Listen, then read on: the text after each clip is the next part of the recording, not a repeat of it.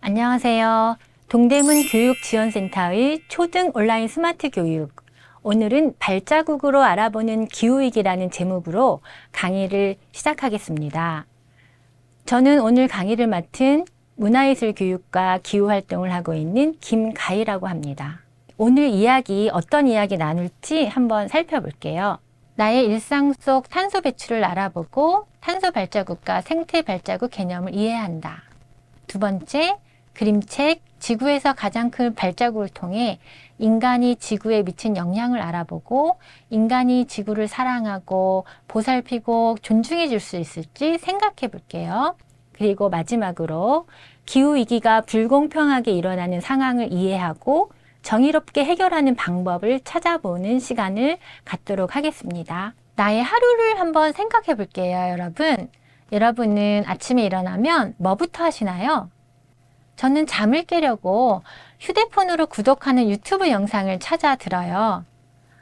유튜브를 보려면 휴대폰을 틀고 데이터를 써야 하죠. 데이터를 쓰려면 당연히 와이파이는 켜져 있어야 되고요. 그리고 데이터 사용도 데이터 센터에서부터 우리 집까지 연결하는 과정에 전기 에너지가 다 있어야 되는 거예요. 우리가 아침에 일어나서 세수하고 양치하는 데 쓰는 물도 정수와 하수 처리를 하기 때문에 그 과정에서 다 전기를 써야 하는 거지요. 이렇게 우리가 씻고 먹고 일상생활을 유지하는데 에너지 없이는 살 수 없구나 라는 것을 느낄 수 있었어요. 휴대폰을 사용할 때뿐 아니라 그 휴대폰을 만드는 과정에서도 공장이 돌아가려면 엄청난 에너지가 필요하겠죠. 사람이 살아가는데 필요한 전기 에너지뿐 아니라 우리가 사용하는 제품을 만들고 사용하고 버리는 과정에서 이것이 발생한다고 하는데요. 이것은 무엇일까요? 발자국이네요. 우리가 걸어온 길에 발자국이 남는 것에서 착안한 단어예요. 이 땡땡 발자국, 내가 남긴 발자국, 어떤 발자국일까요? 네, 정답은 탄소 발자국입니다. 탄소 발자국은 사람이나 제품이 발생시키는 탄소의 총량을 표시한 것이에요. 유럽은 탄소 발생을 줄이기 위해 기업에 세금을 물리기까지 하는데요. 이 개념은 2006년 영국 의회 과학기술처에서 최초로 제안한 개념인데요.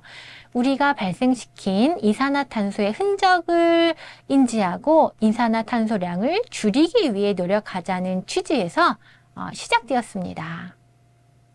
탄소를 이렇게 발자국으로 발로 표현한 것은 실생활에서 발생하는 탄소의 양을 쉽게 설명하기 위해서인데요. 배출한 탄소의 양이 많을수록 탄소 발자국은 크고 진하게 남겠죠. 그런데 왜 탄소 배출량을 측정하고 줄이려고 하는 걸까요? 바로 탄소가 지구온난화의 주범이기 때문인 거 다 알고 계실 거예요. 이 때문에 탄소 발자국이란 단어가 생길 정도로 각국은 탄소 배출에 촉각을 곤두세우고 있는데요.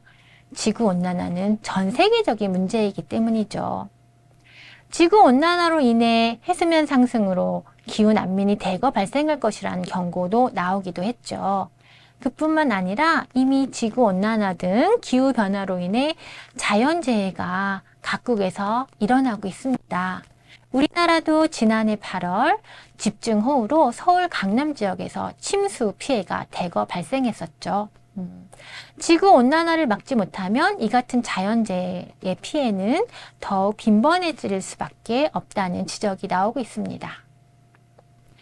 탄소 발자국 인증제도라는 것이 있는데요. 탄소 발자국 인증은 제품이나 서비스의 생산부터 폐기까지 전 과정에 걸쳐 발생한 온실가스 배출량을 산정하여 나타낸 것이에요. 이 중에서 공정 개선이나 또 저탄소 기술을 통해서 배출량을 감소시킨 제품들이 저탄소 인증을 받고 있는데요. 여러분들이 마트에서 볼 수 있는 제품들도 있네요. 이 탄소 발자국과 저탄소 인증 제품 제도는 2009년, 2011년에 시행되어서 이렇게 알만한 제품들도 적용이 되고 있지만 문제는 너무 활성화되지 않아서 일반 소비자들이 잘 모른다라는 점인 것 같아요. 또한 소비자가 접할 수 있는 이런 소비 제품도 얼마 되지 않는다는 게 또 문제이기도 한 것 같습니다. 다음으로는 생태 발자국에 대해서 알아볼 건데요. 생태 발자국. 탄소 발자국이 바로 이 생태 발자국에서 착안한 개념이기도 한데요. 생태 발자국 함께 읽어볼게요. 생태 발자국은 인간이 지구에 살며 자연에 남긴 영향을 말한다. 생태 발자국이라는 개념은 1996년 캐나다 경제학자 마티스 웨커네이걸과 윌리엄 리스가 공동으로 발표한 개념인데요. 인간이 살아가는 데 필요한 의식주를 위해 필요한 자원을 생산하고 폐기하는 데 들어가는 비용을 토지로 환산한 값을 말합니다. 이런 생태 발자국은 개인, 지역, 국가와 같은 규모로 비교할 수가 있는 거죠. 이렇게 생태 발자국을 따라가면 한 사람이 지구에 얼마나 많은 흔적을 남겼는지, 얼마나 많은 영향을 끼쳤는지 확인할 수 있게 되는 거죠. 이 생태 발자국 지수가 높을수록 우리는 지구 환경의 환경 문제가 심각하다는 것을 또 알 수가 있어요. 우리나라는 과연 얼마나 많은 생태 발자국을 남길까요? 우리나라 1인당 생태 발자국은 전 세계에서 14위를 차지한다고 합니다. 이렇게 지구상의 모든 인류가 오늘날처럼 살아간다면 지구가 세계하고도 지구가 3.3개나 필요하다고 합니다. 우리나라 탄소 발자국은 생태 발자국의 73%를 차지한다고도 해요. 여기서 퀴즈 하나 내볼게요. 여러분 아마 다 알고 계시겠지만 지구에 사는 인간은 총 몇 명인지 알고 있나요? 그리고 인간이 얼마나 많은지 쉽게 이해할 수 있는 방법이 또 뭐가 있는지 한번 생각해 보실래요? 영국의 롭 시어스와 톰 시어스라는 형제가 살고 있었는데요. 이 두 형제는 인간이 지구에 미치는 영향을 쉽게 보여주기 위해 인간이 지구에서 어떻게 살아가고 있는지 보여주기 위해서 재미난 상상을 한 사람들이에요. 이 두 형제는 이런 것들을 보여주고 싶었대요. 80억 인류가 어떻게 살아가고 있는지, 또 이 80억 명의 인간이 단 한 명의 인간이 된다면, 그렇다면 이 인간이라는 캐릭터로 세상 모든 사람들이 이 모든 사람들의 행동이 지구에 어떤 영향을 미치는지 알려줄 수 있을 것 같다라는 생각을 했다고 해요. 이 두 형제의 상상이 그림책으로 나왔습니다. 이 책의 제목이 바로 지구에서 가장 큰 발자국이에요. 와, 책 표지를 꽉 채운 발자국에서 알 수 있듯이 우리 인간이 남긴 발자국은 어마어마한 것 같죠? 지구 80억 인간이 뭉쳐진 거인. 네, 우리 지금 다리를 보고 계신데요. 그럼 이렇게 80억 명의 인간이 하나의 거인으로 탄생한다면 그 이야기 한번 살펴보도록 해보겠습니다. 이 이야기는요, 생명다양성 재단의 대표이신 최재천 선생님께서도 추천한 책인데요. 최재천 교수님이 이렇게 말을 했대요. 80억 인간의 생태 발자국을 이처럼 생생하게 보여주는 책은 없다.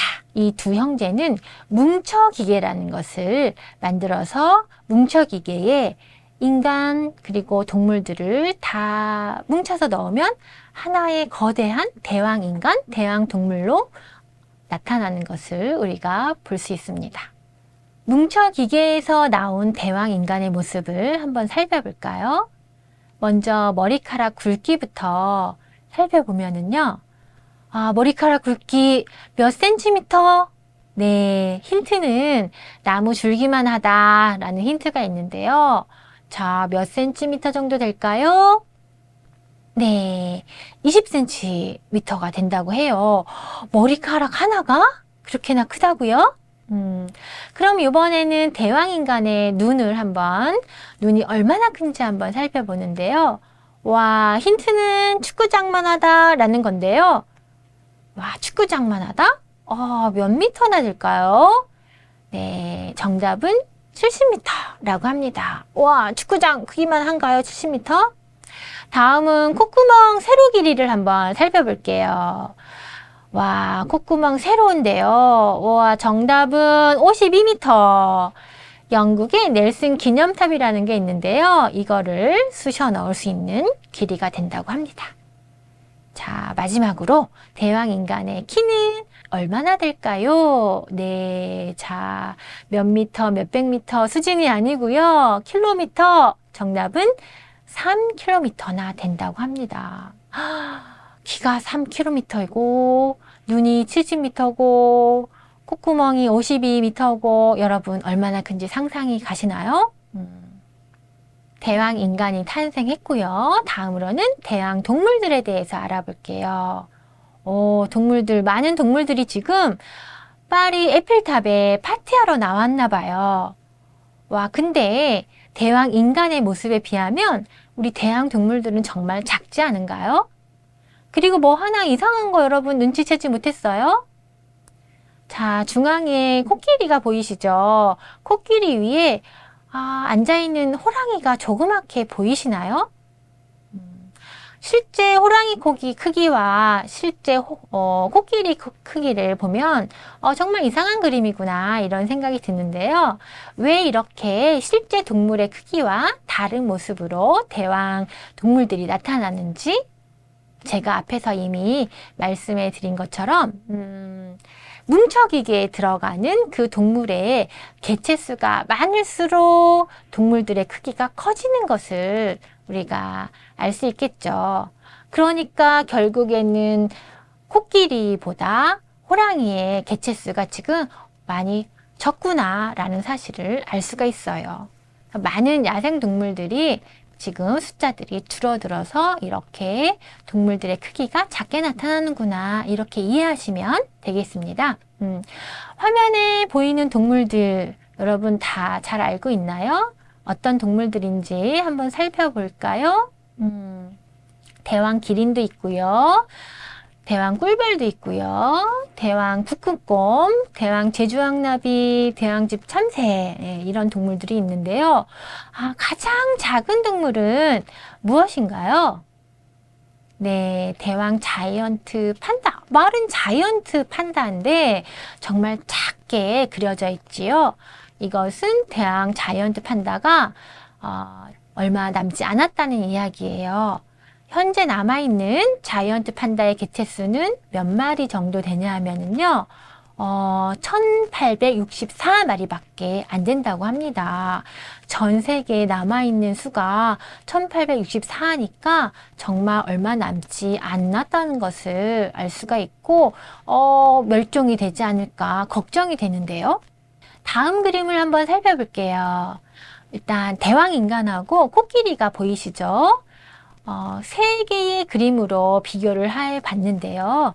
맨 왼쪽에는 1800년대 인간이랑 아프리카 코끼리가 뭉쳤을 때의 모습이고요. 중간에는 1900년대 모습이고 맨 오른쪽 그림은 현재의 모습인 걸 알 수가 있네요. 맨 왼쪽 1800년대 인간은 10억 명 정도가 있었고 코끼리가 2600만 마리 정도가 있었어요. 그때만 해도 뭐 그렇게 큰 차이가 나지 않는 것 같이 보이는데요. 점점 1900년대를 지나서 현재의 모습을 보니까 와, 지금 현재 인구는 아까 이야기했듯이 80억 명이 됐다고 했는데 우리 코끼리 숫자는 많이 줄어서 현재 50만 마리밖에 되지 않는다고 합니다. 정말 안타까운 수치네요. 아프리카 코끼리처럼 많은 동물들의 숫자가 줄어들고 있는데 점점 더 늘어나는 동물들도 있어요. 어떤 동물들인가요? 여러분들이 잘 아는 동물들이지요. 네, 대왕 닭, 대왕 소, 대왕 돼지, 대왕 개. 이 동물들의 수는 계속 늘어나고 있다고 하는데요. 왜 늘어났을까요? 여러분들 정답을 아시겠지요? 인간이 잡아먹는, 그렇죠? 인간 식탁 위에 올라오는 동물들의 숫자가 늘어났구나라는 것을 볼 수 있어요. 개 같은 경우에는 우리가 반려견으로서 우리 같이 인간의 친구로서 요즘에 가장 가까운 동물로 꼭 없어서는 안 될 그런 존재가 되기도 했죠. 우리가 아주 귀여워하는 반려견들의 숫자도 상당히 많구나라는 것을 우리가 알 수 있었습니다. 다음 그림. 이 그림을 보면은요, 많은 음식들이 나와 있는데요. 와, 이 음식들은 인간이 1년 동안 먹는 음식을 한상 차림을 해 놓은 것이라고 하는데요. 인간이 가장 많이 먹는 음식들을 한눈에 볼 수 있어요. 어떤 음식들이 보이시는지 한번 볼까요? 우유가 보이고요. 쌀, 우리가 먹는 쌀, 옥수수, 또 계란 보이시나요? 계란, 그다음에 치킨, 토마토, 야자유, 아보카도 이런 것들이 보이네요. 거의 대왕 인간처럼 엄청난 양이 지금 볼 수가 있습니다. 하지만 이렇게 많은 음식 상이 차려졌는데요. 인간은 이 음식의 한 3분의 1은 버린다라고 해요. 그래서 음식물 쓰레기가 많이 나오는 것도 큰 문제이기도 하죠. 와, 인간이 지금 무엇을 하고 있는지 여러분, 지금 대왕 인간이 무엇을 하고 있나요? 놀이나 취미 정도가 아니라 굉장한 열정을 다 바쳐서 땅을 파고 있어요. 대왕 인간이 땅을 파서 어떤 것들을 얻어내는지 살펴볼게요. 자, 처음으로는 금이 나왔네요. 그리고 다이아몬드, 그 다음에 탄탈륨이라는 우리가 히토류라고 말하는 광물인데요. 휴대폰을 만들거나 전자기기를 만들 때 꼭 필요한 그런 광물들이라고 하네요. 그리고 모래와 자갈. 모래와 자갈은 우리가 건물을 짓고 도로를 만들고 할 때 꼭 필요로 하는 그런 재료들이죠. 그리고 석유, 석탄, 천연가스 이런 것들은 우리가 화석연료라고 말하는 것들이죠. 이 화석연료에서 우리가 화석연료를 통해서 에너지를 만들어서 사용하고 있습니다. 그런데 이렇게 땅을 파낸다 보면 정말 땅에서 너무 많은 자원들을 다 뽑아 쓰고 있는 게 아닌가 걱정이 될 정도예요. 이렇게 화석연료로 만드는 에너지 말고 지구에 더 상당한 에너지, 지구에 해롭지 않은 에너지 여러분들 알고 계시나요? 이미 많은 분들이 알고 있을 거예요. 자연에서 얻는 에너지, 무해하고 지구에 무해한 깨끗한 에너지, 태양, 그다음에 바람, 이런 자연에서 얻는 태양광, 풍력 에너지 등 이런 재생 에너지들이 이미 사용되고 있고 앞으로 많이 더 사용을 늘려가야 된다라는 것을 알고 있을 것입니다. 잠깐만요. 대왕인간이 지금 어때 보이시나요? 대왕인간이 지금 어디가 많이 아파 보여요. 분홍색으로 지금 어떤 물질이 보이시지요? 이건 바이러스 같은데요. 대왕인간처럼 바이러스도 대왕 바이러스입니다. 엄청 커진 바이러스를 볼 수가 있는데요. 이렇게 인간이 음식물을 마구 버리고 땅을 파서 자연을 훼손한 결과 이런 바이러스들이 인간을 공격한 것 같아요. 결국 지독한 바이러스로 인해서 지금 고통받고 있어요. 이런 상황에서 우리 인간은 달라질 수 있을까요? 그리고 대왕인간이 아프지 않고 또 잘 살기 위해서 무엇을 해야 할지 한번 생각해 볼 필요가 있을 것 같습니다. 이렇게 아프고 난 후 인간은 지구를 엉망진창으로 만드는 것 대신에 지구를 보살피고 존중하면서 살아갈 수 있을까요? 여러분 생각은 어떠세요? 이제 지구를 보살피는 일은 선택의 문제는 아닌 것 같지요? 인간이 살아남기 위해서라도 반드시 지구를 보살피고 존중하면서 다른 생명체들과 같이 평화롭게 살아갈 방법들을 찾아봐야 될 것 같습니다. 그 방법들은 여러분 너무 다 잘 알고 있을 것 같아요. 나무를 많이 심고 바닷속 플라스틱 쓰레기도 치우고 에너지도 새로운 방법으로 만들어보고 동물 친구들하고 평화롭게 살아가는 길. 인간에겐 큰 도전일 것 같긴 하지만 우리가 꼭 이뤄야 될 그런 과제이기도 합니다. 다음으로 다른 동화책 하나 살펴볼게요. 제목은 도시의 물이 차올라요 라는 책이에요. 표지를 같이 볼게요. 동물들이 많이 보이는데요. 가운데 큰 사자가 보이고 그 사자 손바닥 위에 쥐 한 마리가 올라가 있네요. 또 다른 쥐들은 물속에 잠겨 있고 그런데 물속에서 다녀야 하니까 어떤 잠수 장치 같은 것들을 착용하고 있네요. 동물들이 살고 있는 도시에 어느 날 갑자기 물이 차오르기 시작했대요. 어느 날 도시 아침의 모습인데요. 바닥이 조금씩 젖어가기 시작하는데 어떤 동물들은 바닥이 조금씩 젖어가고 있는데요. 장화를 신은 동물들이 보이기도 하네요. 근데 할아버지 쥐 한 마리가 지나가는 동물들에게 말을 걸고 있어요. 여보세요? 저기요? 뭔가 할 말이 있는 것 같은데 다른 동물들은 관심도 없고 아무 일도 없다는 듯이 걸어가고 있습니다.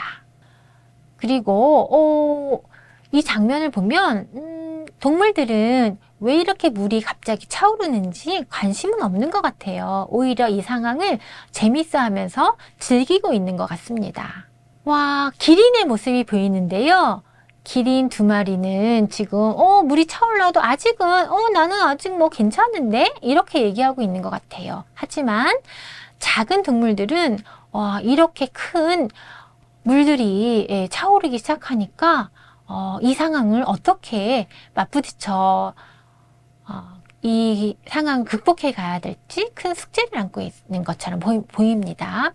여기까지만 살펴볼 건데요. 이렇게 도시에 물이 차오르는 일은 지금 재난 상황과도 우리가 같은 것으로 볼 수 있을 것 같아요. 이렇게 재난이 닥칠 때 기린과 쥐가 정말 다른 상황을 맞이한 것처럼 누구나 똑같이 힘든 건 아니구나 라는 것을 알 수가 있죠. 쥐와 기린처럼 그 피해나 아니면 그 고통의 정도가 차이가 나는 것을 알 수가 있습니다. 이제 현실 이야기로 돌아가 볼게요. 이 사진은 2022년 파키스탄 모습인데요. 파키스탄은 전통적으로 7월에서부터 9월이 우기라고 합니다.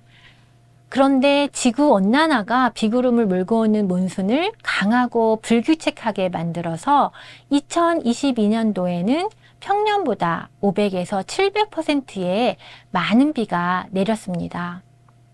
그런 많은 비로 인한 지금 피해의 현장 사진이고요. 네, 파키스탄 사람들은 이상기후 또 기후위기에 대한 문제의식이 명확해 보여요. 실제로 셰리 레흐만 기후변화부 장관은 가디언과의 인터뷰에서 이렇게 말을 했습니다. 오염을 일으킨 부유한 국가들이 홍수 피해를 입은 파키스탄에 배상해야 한다며 무자비한 기후재앙에 대해 전 세계 탄소 배출량 목표와 배상금을 제고해야 한다. 이렇게 말했습니다. 그의 이런 주장은 충분한 근거가 있는 말인데요. 실제로 파키스탄이 전 세계 온실가스 배출량에 기여한 바는 1%도 되지 않기 때문입니다.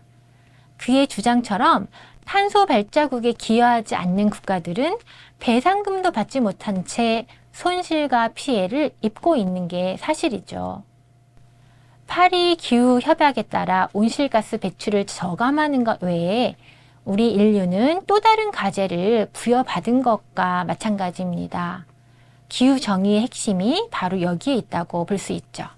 파키스탄은 한 예에 불과하고요. 기후위기로 가장 큰 피해를 입고 있는 나라들은 잠비아, 소말리아, 방글라데시, 아이티 등의 태평양 섬나라들, 그리고 아프리카와 남아시아, 중앙아메리카의 작은 나라들이에요. 이 나라들은 저개발 국가로 어려운 상황인데 기후위기로 더 심한 재난과 식량 부족으로 시달리게 되었습니다. 이 나라들은 기후위기에 가장 책임이 적은 국가들인데요. 자기 잘못이 아닌데 가장 큰 고통을 당하고 있으니 불공평하다고 말할 수밖에 없겠죠. 그래서 우리는 기후 정의에 대해서 이야기를 합니다. 기후위기는 불공평하기 때문이죠. 기후위기가 얼마나 불공평한지 하나의 예를 좀 살펴볼게요.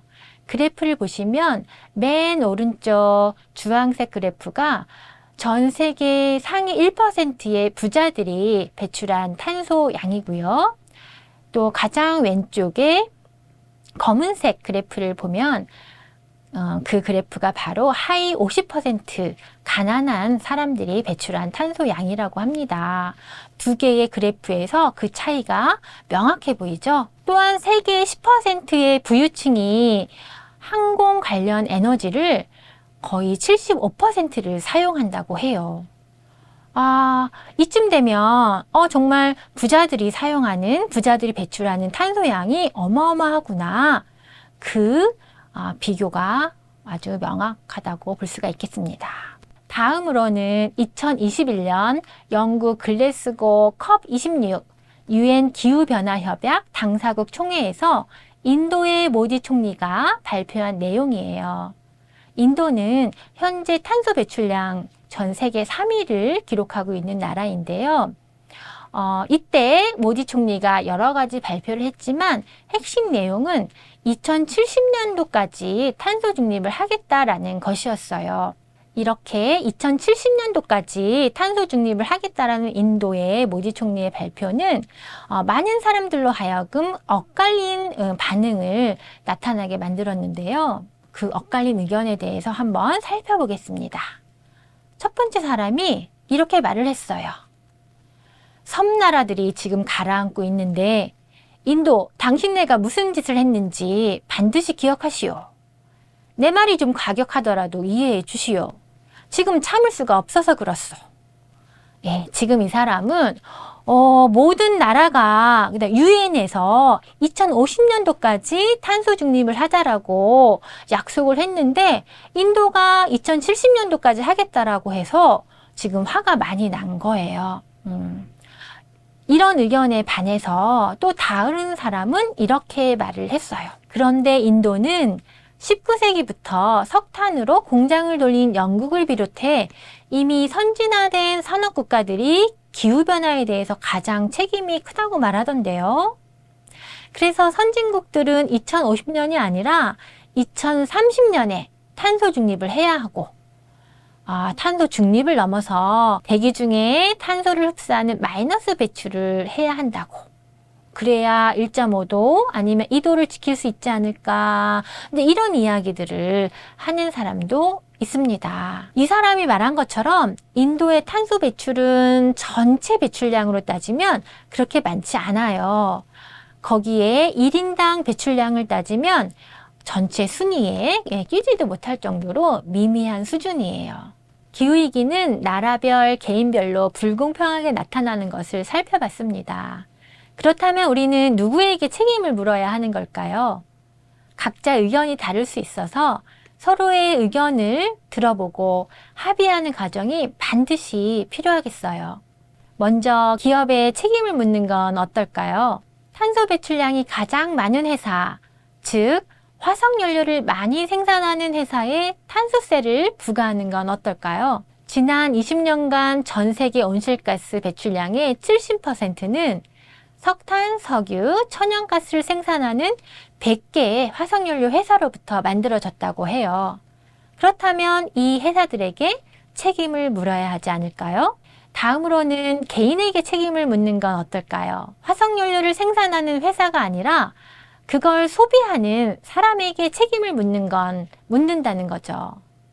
1%의 부자들이 50%의 가난한 사람들보다 2배나 많은 탄소를 배출하고 있는 현실이거든요.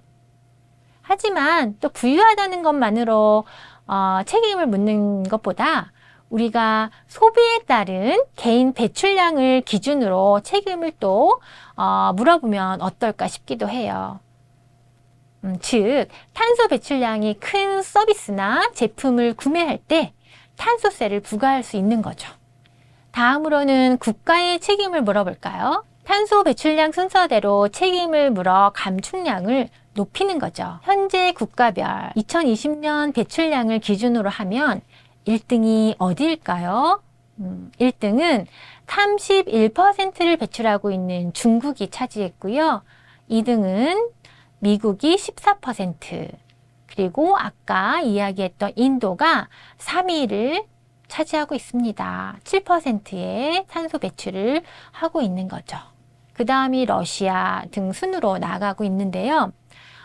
하지만 아까 인도 총리가 얘기한 것처럼 이렇게 현재의 배출량만 따지면 불공평하다라는 이야기가 나올 수밖에 없겠죠. 1900년으로 돌아가서 배출량을 생각해 보면 탄소 배출량의 90% 이상이 유럽과 미국에서 나온 것이에요. 1950년까지도 유럽과 미국이 발생하는 탄소 배출량이 전체의 85%나 차지했다고 해요. 이렇게 역사적으로 배출한 양을 합한 누적 배출량을 우리가 1850년부터 계산할 수 있는데요. 이런 누적량을 따지면 1위가 미국, 2위가 중국, 3위가 러시아, 인도는 7위가 된다고 합니다. 네, 이렇게 국가에게 책임을 물어볼 수 있지만 국가의 책임을 묻되 총 배출량이 아니라 1인당 배출량을 기준으로 책임을 물으면 어떨까, 이렇게도 생각해 볼 수 있을 것 같아요. 인도를 다시 예를 들면 인도의 국가별 책임량은 3위이지만 또 1인당 배출량을 따지자면 20위권 정도밖에 안 된다고 하거든요. 우리가 공정하게 정의롭게 탄소 감축을 하기 위해서는 또 생각해야 될 것들이 또 많은 것들이 있구나라는 것을 우리가 알 수가 있겠네요. 또 국가의 책임을 물을 때, 그러니까 인구가 적은 국가에 대해서는 좀 제외해도 되지 않을까? 이런 생각도 해볼 수 있을 것 같아요. 인구가 적으면 1인당 배출량이 높아도 전체 배출량은 또 아주 미미하기 때문이지요. 이렇게 기후변화의 책임을 물어 탄소 감축량을 공정하게 할당하려면 어떤 방법이 좋을까? 우리 같이 생각을 모아봐야 되겠죠.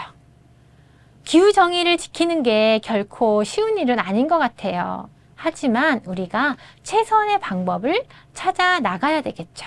그렇다면 우리에게 이제 얼마만한 시간이 남아있을까요? 우리에게 남아있는 탄소 예산, 그러니까 1.5도를 넘기지 않기 위해 우리가 배출할 수 있는 탄소의 양은 2021년 1월 기준으로 대략 4,600억 톤, 460기가톤이에요. 우리는 현재 연간 34기가톤을 배출하고 있다고 하니까 그럼 남은 시간은 얼마인지 계산해 보시면 될 것 같습니다. 지구의 가장 큰 발자국의 대양인간이 과연 어떤 결말을 맞이할까요? 대양인간은 지구를 보살피고 지구의 다른 생명체들과 함께 평화롭게 살아갈 수 있는 길을 찾을 수 있을까요? 인류에게 큰 도전이 앞에 남아 있습니다. 저는 이 도전이 절망이 아니라 희망의 길이기를 바라봅니다. 오늘 강의는 여기까지 마치려고 하고요. 뒷부분은 앞에서 얘기했던 탄소 발자국 다시 한번 기억해 보자는 의미에서 여러분 같이 한번 보면 좋겠어요. 와, 우리가 문자 메시지 한 건 보낼 때도 저렇게 탄소가 발생하겠죠.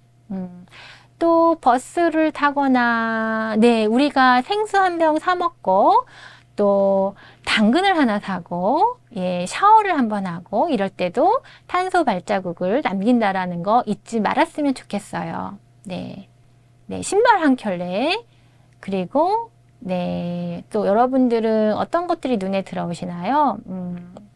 햄버거 하나 먹는데도. 그리고 정말 지금 세계가 많은 전쟁들로 고통스러워하고 있는데요. 이 전쟁이 탄소 발자국을 가장 많이 남긴다는 사실도 우리가 꼭 명심했으면 좋겠습니다. 오늘 탄소 발자국과 생태 발자국, 그리고 기후위기가 불공평하다라는 기후 정의에 대해서 알아보고 우리가 어떻게 기후 정의를 실현할 수 있을지, 어떤 책임들을 누구에게 물을 수 있을지 생각해 보는 시간이었습니다. 동대문 교육지원센터의 초등 온라인 스마트 교육. 오늘은 발자국으로 알아보는 기후위기라는 제목으로 기후위기에 관해서 생각해 보는 시간이었습니다. 우리가 앞으로 어떤 미래를 만들어 갈지 꼭 희망의 길이었으면 하는 바람을 안고요. 저는 오늘 여러분과 함께해서 즐거웠습니다. 감사합니다.